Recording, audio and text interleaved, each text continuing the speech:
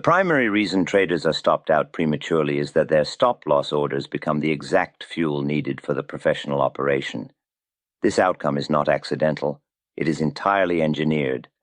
The composite man, the controlling interest of the market, must acquire massive quantities of stock during the accumulation phase. This massive accumulation requires an equivalent amount of supply. That necessary supply is consistently provided by impatient traders. These traders place their protective stops too close to perceived obvious support levels. These tight stop-loss orders are precisely what the professional operator needs to complete the critical accumulation phase. They represent easy liquidity. Wyckoff observed that market cycles are engineered sequences. They are not random movements. The professional operator seeks to absorb all available supply before a significant sustained price advance can begin. If supply remains, the market cannot move higher efficiently. It will be constantly weighed down by overhead resistance. This dynamic leads directly to the execution of the shakeout. Wyckoff termed this maneuver the spring when it occurs within an accumulation structure. The spring is not a sign of structural failure. It is a required operational step. It is a rapid, deliberate dip below a well-established visible support line. Before continuing, please subscribe and leave a quick comment, even one word. This small action helps the algorithm show this content to more people. The maneuver is designed with two specific crucial goals. First, it traps the late sellers who panic at the sight of new lows. Second, and more critically, it liquidates the tight stop-loss orders placed by early buyers. When these stops are triggered, they instantly become market sell orders. The composite man is waiting patiently to absorb every single share at the lowest possible prices before the markup begins.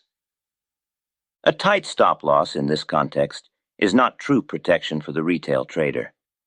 It functions as a guaranteed exit at the worst possible time. It ensures the trader sells their position directly into the hands of the largest, most sophisticated market participants. This is the ultimate financial deception inherent in the accumulation phase. The tightly placed stop-loss benefits the professional operator, never the retail buyer. The professional operator understands the psychology of the crowd perfectly. They know exactly where the most obvious support line exists on the chart. They are aware that every introductory trading book advises placing a stop just below the last visible low. This predictability is weaponized against the retail market. The composite man must move the price just enough to trigger that specific layer of stops.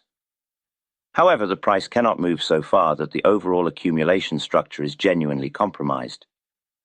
This requirement necessitates high precision. It requires calculated temporary volatility. The professional operation is fundamentally a game of psychological warfare. This warfare is played out visually on the price chart. The spring, therefore, represents the moment of maximum discouragement for the retail trader. It is the final cleansing of the structure before the market is prepared to advance. Understanding proper stop placement requires recognizing the critical structural reference points established early in the trading range. The initial range is established by dramatic, high-volume events. These events include the preliminary support, the chaotic selling climax, and the subsequent automatic reaction. These initial points set the extreme boundaries of the conflict between supply and demand. They define the structural field of battle. Following this initial chaos, the secondary test occurs. This test provides a clear, visible low point for the structure. This low is absolutely crucial. Retail traders look at the secondary test low and logically conclude that it is the stable anchor of support. They see it as the safe place to defend their position. This visibility, however, makes the level a perfect target for the composite man's final operation. The area just beneath the secondary test low is viewed by professionals as a high-density zone of trapped supply. The market behavior during the final shakeout is distinct and easily misinterpreted. Price pushes aggressively below the established secondary test low. Sometimes this breach is marginal. Sometimes it is a significant, dramatic move. This breach must be analyzed strictly in the context of volume and subsequent recovery. If the market breaks the secondary test low, it is highly likely that the action is a calculated stop hunt. This is especially true if the downward movement quickly reverses, creating a powerful tail or wick on the candlestick. The key insight from Wyckoff is this: a stop loss should only be triggered if the entire accumulation thesis is definitively invalidated. Being stopped out by a spring means the trader confused temporary, engineered volatility with genuine structural failure. If the price quickly recovers and the volume on the breakout attempt dries up, the shakeout was successful. The structure is now stronger, having absorbed the remaining supply. The tightly placed stop ensures the retail trader is ejected from the market just before the markup move they waited months to capture. The market must prove it is ready to fail the entire structure. It must not merely test the patience of its participants. The accumulation phase is inherently volatile. This is because professional buying is constantly offsetting the remaining supply. This constant friction creates the sharp dips, the long tail wicks, and the sudden movements. The professional cannot afford to leave supply behind. If they did, the subsequent markup phase would be slow, choppy, and expensive. It would require constant, inefficient reaccumulation along the path higher. The cost of running a spring, of creating the necessary psychological deception, is far less than the cost of managing persistent overhead supply during the advance. Therefore, the spring and the subsequent triggering of those tight stops is a necessary, calculated cost of doing business for the professional operator. It ensures a clear path higher. Traders who rely on tight stops are unknowingly paying the cost of the professional's operation. They are funding the markup move they will ultimately not participate in.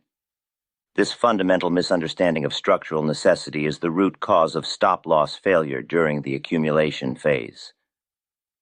Proper stop placement in the Wyckoff methodology is purely structural. It is never based on an arbitrary percentage risk or a fixed dollar amount. When entering a long position based on an accumulation structure, the stop must be placed safely outside the entire structure's lowest point. This means placing the stop loss below the low of the final spring. If a spring has not yet occurred, the stop must be placed beneath the absolute low set by the selling climax. This provides the necessary structural buffer to withstand the professional volatility. If the market reaches that ultimate low, the analysis of accumulation is fundamentally wrong. The position must be closed because the structure has failed. Placing the stop loss just beneath the secondary test low guarantees a stop out during the engineered volatility of the final spring. This guarantees financial disappointment. The stop loss must be given sufficient room to breathe. The professional trader understands that volatility is an inherent feature of the accumulation phase, not a bug. A necessary buffer must be added below the structural low. This accounts for market spread, slippage, and extreme intraday tail wicks. This buffer prevents the trader from being clipped by a momentary burst of selling pressure that has no genuine structural meaning. The stop loss is the confirmation that the market structure has failed. It should not be used as a temporary defense against common expected volatility. Patience is required during this phase. If the structure holds, the low-volume test that follows the spring confirms that supply has been fully absorbed. Only after this confirmation, and with the stop placed safely outside the entire trading range, can the trader safely participate in the anticipated markup phase. The tight stop loss is a psychological trap. It preys on the desire for minimal risk, but it ignores the reality of professional market operation. The structural low is the only true defense. The structural low is the only true defense. Identifying that structural low requires a deep understanding of the Wyckoff accumulation schematic. It is not enough simply to see a low price point. The trader must recognize the specific phases that define the trading range. The accumulation process begins with chaos and panic selling. This creates the initial anchor points for the entire structure. These anchors are the preliminary support, followed by the dramatic low of the selling climax, and then the automatic reaction that sets the top boundary of the range. These three events define the field of play. They establish the initial supply and demand equilibrium that the Composite Man will manipulate. Once the initial panic subsides, the market enters a period of testing. This testing phase is critical, but it is also the most dangerous period for the impatient trader. The first significant test of the low is known as the secondary test. This event confirms that the initial selling climax low is holding, demonstrating that the market is willing to absorb supply at those depressed prices. The secondary test often creates a very clear, visible low point on the chart. This low appears stable. It looks like a reliable line of support.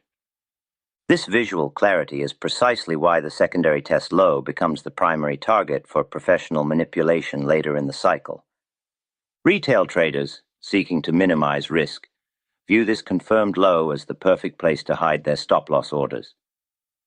They place their protective stops just a small percentage below the visible secondary test low. This concentration of sell orders creates a dense liquidity zone. It is a pool of necessary supply that the Composite Man requires to finish the accumulation phase. Professional market operators are aware of every visible support line. They understand the psychology that dictates stop placement for the average market participant. The secondary test low, therefore, functions as a magnet. It attracts the very orders needed to fuel the final necessary shakeout. The danger zone is not the secondary test itself, but the small area of price action extending directly beneath that confirmed low. Any entry taken before the final spring or shakeout is executed places the trader at extreme risk of being liquidated by this engineered dip. The Composite Man must execute the shakeout to ensure that no significant supply remains above the anticipated markup line. If stops are left unprotected just below the secondary test, the professional operator will trigger them. This maneuver, the deliberate penetration of a visible support level, is a required step in the accumulation process. It is a final cleansing of the structure. When the market enters the spring phase, price aggressively breaches the secondary test low. This aggressive move triggers the tight stop losses placed there. Those triggered stops become market sell orders, instantly providing the Composite Man with the final tranche of supply needed to complete the position. The market immediately snaps back into the range after absorbing this supply. The move is swift, volatile, and often leaves a long tail or wick on the candlestick. The short-sighted trader is stopped out at the absolute low, seeing the price immediately reverse and begin the rally they were expecting. This is a devastating psychological blow. The correct approach demands recognizing that the secondary test low is not a reliable stop placement point. It is a structural reference point, but it is not the final defense. The final defense must lie outside the entire zone of professional manipulation. To properly analyze the structural defense, the trader must first correctly identify the boundaries of the trading range. The horizontal boundary is defined by the lowest low established in the sequence of the selling climax and the preliminary support. The vertical boundaries are set by the automatic reaction. The trading range itself is the testing ground. Price will often oscillate violently within these boundaries for weeks or months. The secondary test low is simply one of many tests within this range. It confirms the initial absorption but does not guarantee the end of the supply absorption process. If a trader enters a position after the secondary test believing the low is secure, their stop-loss placement should acknowledge the high probability of a future shakeout. Placing the stop-loss just beneath the secondary test low ensures that the stop order is placed directly within the Composite Man's target zone. It is akin to handing over the position willingly. The professional trader understands that the market must move to the point of maximum liquidity to complete its operations. During accumulation, maximum liquidity in the form of sell orders is always found just beneath obvious support. This is fundamental Wyckoffian thinking. The market is engineered to deceive the majority, and the majority places their stops too tightly. When the shakeout occurs, the analysis must shift immediately to volume. Volume confirms the intentions behind the structural breach. If price penetrates the secondary test low on heavy increasing volume, it suggests that genuine selling pressure has returned. This indicates that the initial analysis of accumulation may be flawed. High volume penetration suggests that the larger market participants are still distributing, or that the market is entering a new lower phase of accumulation. In this scenario, the protective stop must be respected regardless of where it is placed.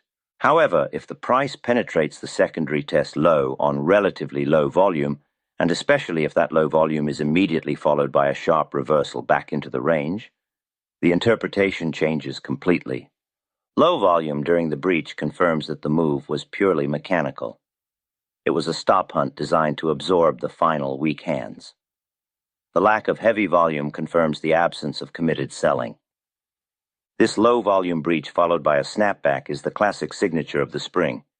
It signals the imminent exhaustion of supply and the beginning of the anticipated markup phase. The structural low provides the context. Volume provides the confirmation. Both must be used in conjunction to determine appropriate stop placement. The trader should never place a stop based on price alone. The action of price must be qualified by the intensity of the volume traded at that level. The structural danger zone is further complicated by the need to account for volatility itself.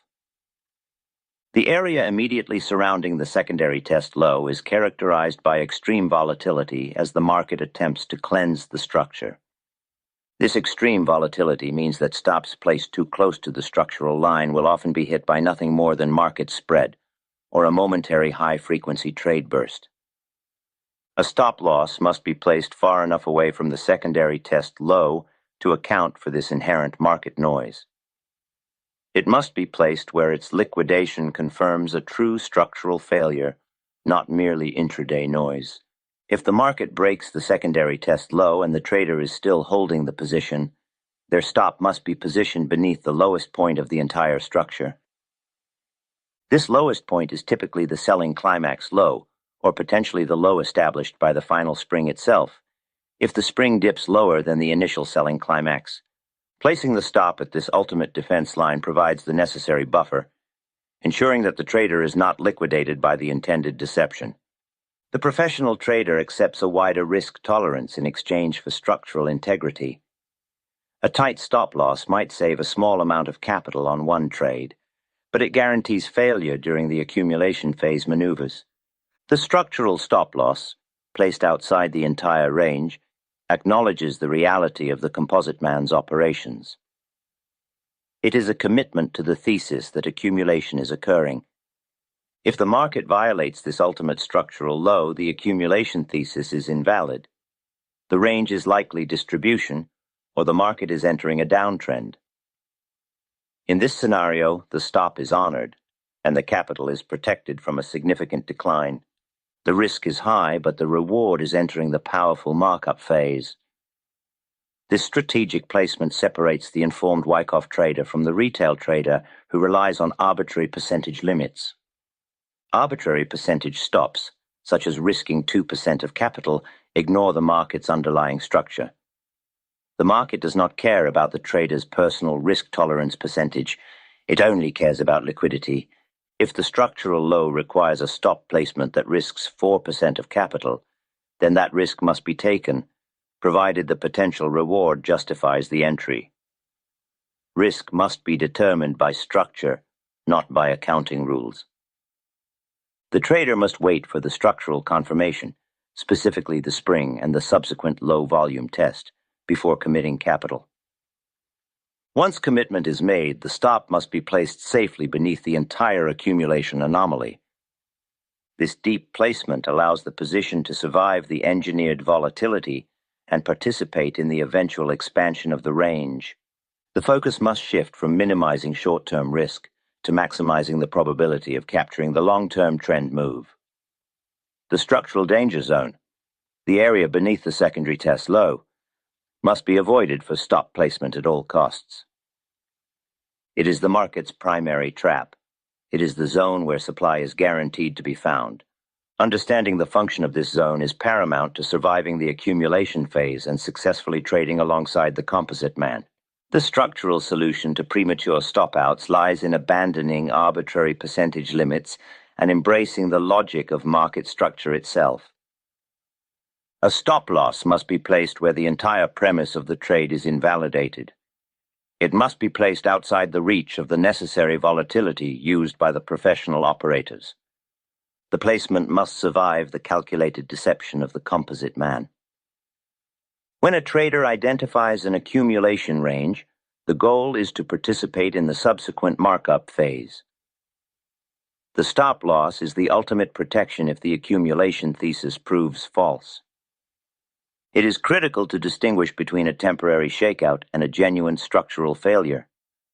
A temporary shakeout, the spring, is defined by its immediate reversal and the low volume confirmation that follows. It is designed to scare traders out. A structural failure, conversely, is defined by sustained selling pressure and a failure of the price to return above the defined support, often accompanied by strong confirming volume. The stop loss must be positioned to avoid the shakeout but catch the structural failure. This mandates that the stop be placed below the lowest point achieved during the entire accumulation trading range. That definitive low is typically established by the initial selling climax, or, if accumulation is prolonged, the absolute low of the most aggressive spring maneuver. This zone represents the maximum extent of supply absorption.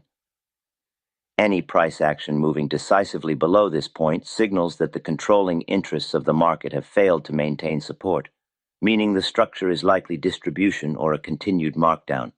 Placing the stop at this extreme low requires the trader to accept a wider risk profile than traditional methods allow. However, the probability of being stopped out prematurely drops dramatically. If the structural distance between the entry point and the protective stop is too large for the trader's capital, the only logical response is to reduce the size of the position. The structure dictates the risk. The trader adjusts the size. Never allow the desire for a tight stop loss to dictate the structural analysis. The market does not care about the size of the account. The protective stop must also incorporate a necessary buffer.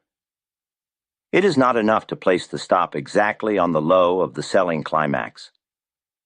Volatility, market spread, and rapid high-frequency selling bursts can extend the tail of a price bar far below the perceived structural low point. A buffer, a small percentage distance added below the definitive low, ensures that the stop loss is not clipped by noise. This buffer acts as the ultimate cushion against temporary non-committal selling pressure. It solidifies the stop loss as a signal of structural collapse, not just intraday noise. The professional trader views the protective stop as a necessary cost of doing business, a final defense against catastrophic loss, not a routine mechanism for limiting minor losses. The most common error for inexperienced traders is entering a position and immediately placing a tight stop just below the obvious secondary test low. This placement is psychologically comforting because it limits the dollar loss, but it is technically dangerous because it sits precisely where the composite man intends to harvest supply. When the market executes the spring, it efficiently sweeps all orders resting beneath that visible secondary test low. The stop orders become the fuel for the subsequent rally. To survive the accumulation phase, the trader must anticipate and embrace the shakeout. The shakeout is a necessary evil. It cleanses the market of weak hands, ensuring that the ensuing markup phase is swift and unimpeded by lingering supply. If a trader is stopped out by a spring, it means the trade lacked the necessary structural awareness to survive the professional operation. The accumulation process demands patience not only during the waiting period but also in the management of the protective stop. If the market has truly entered a markup phase, the price should never return to test the low of the final spring. That low becomes the firm foundation of the rally. Only when the structure is complete and the market shows signs of transitioning into the markup can the trader consider adjusting the stop loss. Even then, the adjustment must be structural. The stop loss should be moved up to trail beneath subsequent higher secondary tests or beneath clear points of reaccumulation that develop during the advance. The concept of confirming supply exhaustion is inseparable from stop placement. Wyckoff taught that the market provides clues regarding the commitment of the selling pressure. Volume analysis is the key to reading these clues. When the price dips below a support line, the accompanying volume provides the critical context.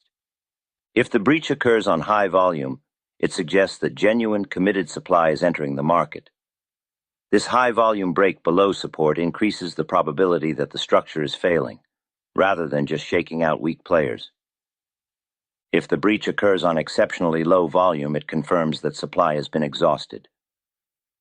The low volume indicates that the Composite Man has already absorbed the majority of the available shares.